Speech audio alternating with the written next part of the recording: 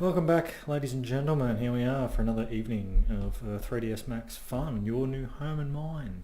So, today we're going to cover the Edit Poly modifier. So this is the meat and potatoes of 3D modeling. Pull up a chair, grab a cup of tea, and we are ready to rock and roll. So, let's just start things simply. So let's get a box going on.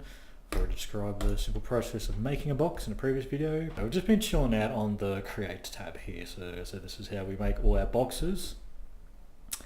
And this particular part of the viewport is obviously just considered the object mode as we've gone through. So these are all objects and we are editing them as so. So that's object mode. Now if you go over here to the modify window, this is basically considered like your sub-object mode now. So I've gone through the buttons in a previous video, so we're all sweet on that. I've gone through the length segments, etc. in the previous ones, so we're all rocking and rolling. So anyway, Edit Poly, as I said, this is the big kahuna of the modifiers. So let's crank an Edit Poly on there. And as I said, keep that one top left or top right, whatever's more suitable, the most prime location, keep it there. Because you're going to be using it tons. So now that we've applied Edit Poly, look what happens. We get all this funky jazz over here. So we've got, just maximize these for maximum confusion. Alrighty. So anyway, this is all the stuff with Edit Poly. So it's quite an in-depth modifier. So it's the meat and potatoes. The whole point of an Edit Poly is obviously to modify the object beyond just its basic primitive. And you do that via selection. So there's 5 selection modes in the Edit Poly modifier. So that's what these little icons here all represent.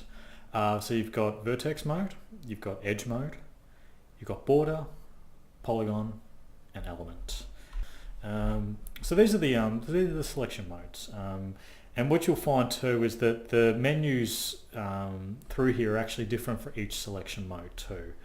Which is fine. So I'll run through them all. But this is considered the sub-object editing window. So this will make sense in a moment. So let's go to vertex mode. Now we'll just make sure that the outline is available in our view. So you get that by pressing F4. Edge faces indicating that. So we're in the vertex mode now because we've got the first option here selected. Now, so vertexes are just literally the points of each part of the model. So with vertex mode selected, you can go through the gizmos that I've been through, so you can use them to edit the actual geometry itself. So if you want to take 2 points, you can then move them back like that.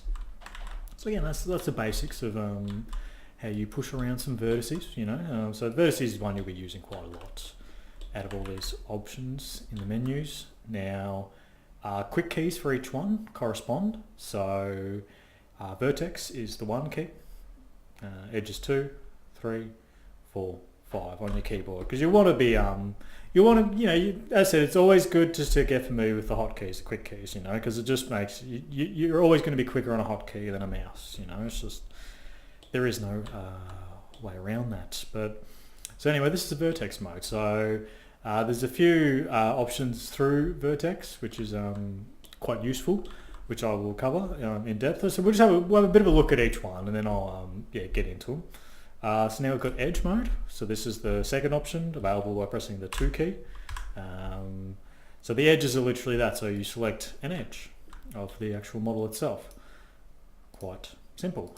So you know, edges, you'll use edge tons, like, you know, it's a main kind of selection method.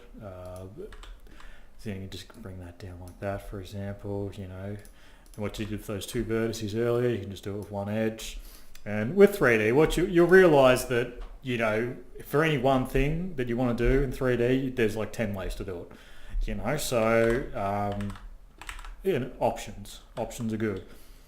It's just a matter of just finding the quickest way or the most comfortable way. That's what works the best.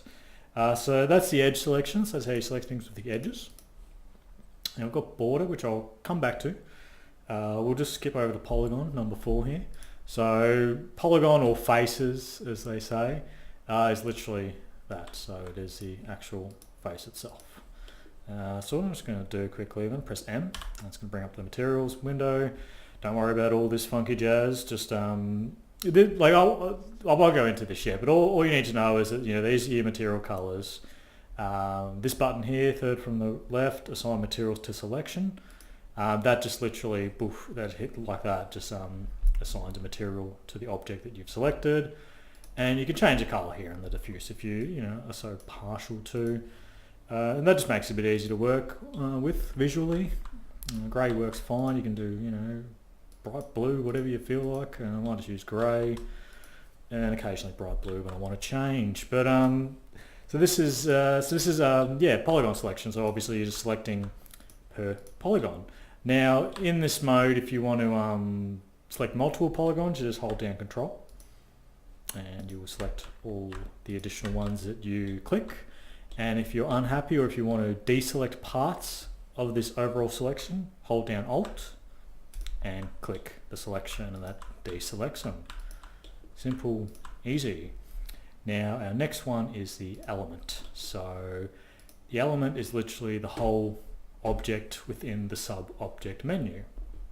So that sounds somewhat confusing, but to make sense of it, we'll just do this. Okay, so this is an element within the object. So if we hold down Shift and we click on an axis and we drag it across, that's going to make a duplicate. And that action actually applies in every mode too. So if you go into just the regular mode, you can just hold down Shift and drag, and that's how you duplicate things. But for the interest of the elements, so we have two elements now.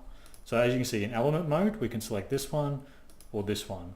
However, if we go back to our standard object mode, which you can just do by pressing the Create button, you can see that these are both just one object, however. So it's one object in the object mode, but if you click back to the sub-object mode, go elements, they are two elements within. So it's basically like two layers. So you've got, this is your secondary layer where you do all the fine, minute details and your actual building and all that. And then you've got the first layer, so you can just do your main arrangements, that sort of thing. But elements are incredibly useful for when you're doing like a gun, for example, and you've got a lot of very intricate parts that you may make as elements. Very, very useful, because then you can just select that particular part of the gun, etc. Now, while we're talking about elements, this is probably a good example actually, because you can do attach and detach. Now that's another critical concept which we might as well get into now. But let's just make another object here. So we'll just make a square. Now we'll go back to this original object here. Now we're under our Edit Poly Modifier window. We've got that selected. Now you've got these two options here. So you can attach or detach. So if we click the attach button, then we click on that object that we've just made, it'll actually attach it to our selection here. So now when we go back to elements, we will have three elements selected. So that's a good way to attach things together. So then if we click back to our Create button, back to our regular object menu, we have one object which has got three elements together. So this is, you'll be using the attach and detaches quite a bit. And again, and detach just works in reverse. So say we didn't actually want that attached to it, we can select it with the element, click detach. Now you can detach it as a clone. So if we go to that option, we click detach as clone, what happens is that we have these three, which is the original object, but it's also given us another one here. And this is what's important about the sub-object mode, is that the pivots are actually, like each one has its own pivot, if that makes sense. So when you're in sub-object mode, which we currently are, the pivot is going to be, based on where you're clicking, for example, with the polygons. But when you go back to the object mode, it's going to be where it was originally. So you can change that too. So you can go through the effect pivot only, and then you can center it back to the object. So then when you're in the regular object mode, your pivot is in its original place. But that's just something to be aware of, because as I said, you might do something and then your pivot will be completely different if you go back to the object mode. So see our pivot's centered to the object now. That's all cool beans. Now let's say we go into the element mode. If we move this whole element, the element pivot is here, and that makes sense when you're working, but then when you go back to the object mode, the pivot is still in the same position. So that's just something to be aware of. It comes in very handy when you're using a lot of modifiers later on down the line. But that's just something that you'll have to obviously understand. It's that two-layer approach. So you've got your main pivot in your object mode, and then you've got your pivot in the sub-object mode.